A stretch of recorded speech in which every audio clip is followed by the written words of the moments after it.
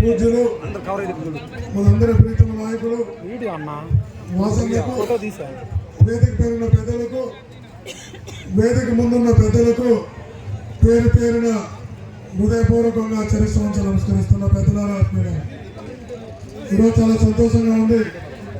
జగనన్న మీలో ఒకరిగా ఉండమని, మీతో పాటు ఉండమని, ఇక్కడ పార్లమెంట్ సభ్యుడిగా వెళ్ళమని పోటీ చేయమని పంపిస్తే మీరందరూ ఎంత అభిమానంతో ఆత్మీయతతో ఆహ్వానించి ఆశీర్వదిస్తున్న మీ అందరూ కూడా సదారంతో పెట్టాలనుకున్నారు.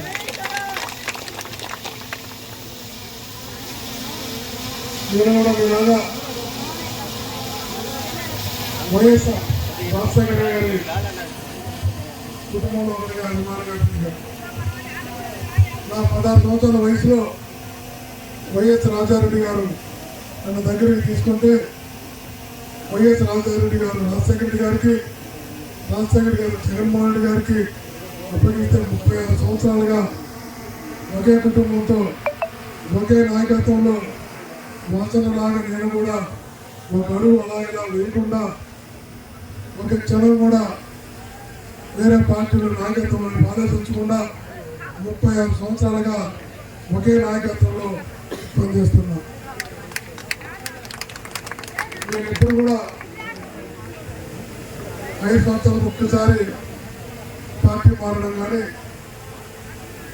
ఎంపీ పదవి తన వ్యక్తిగత వ్యాపారాలకు పరిశ్రమలకు ఉపయోగపడుతుందనుకోవడం కానీ నేను ఎప్పుడు ఆలోచించే వ్యక్తిని కాదు. నేను కార్యకర్తలను చూసిన వాడిని, కష్టపడి వచ్చిన వాడిని, కార్యకర్తలతో కలిసి తిరిగిన వాడిని. దీన్ని మారుస్తున్నా నేను కూడా బాధ్యతగా ఉంటా. ఏదైతే 36 సంవత్సరాలుగా ఒక మాట పైన ఒకే కమిట్మెంట్తో ఒకే కుటుంబంతో చిన్నప్పటి నుంచి పెరిగాను.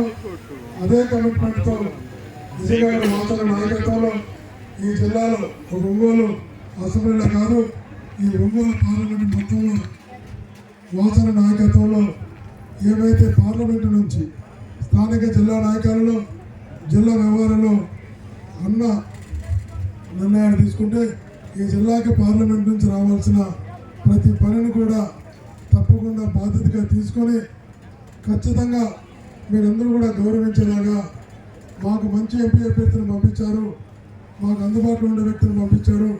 ఇప్పుడు 6 సెంట్రల్ గవర్నమెంట్ నుంచి రావాల్సిన 6 బిడ్జోడు చెప్పడం జరిగింది. ఇట్లాంటి ఏదన్నా కూడా కేంద్ర ప్రభుత్వం నుంచి రావాల్సినటువంటి ఏ రకంగా ఉన్నా కూడా మీ పార్లమెంట్ సభ్యుడిగా పూర్తి సమయం వెచ్చిస్తా. నిజంగా కూడా నాకేమీ వ్యాపారాలు పరిశ్రమలు లేవు. ఇక్కడ ఎంపీ పదవిని వ్యక్తిగతంగా వాడుకోవాల్సిన అవసరం లేదు. ఎంపీ పదవిని ఖచ్చితంగా ఈ ప్రాంత అభివృద్ధికి ఢిల్లీ స్థాయిలో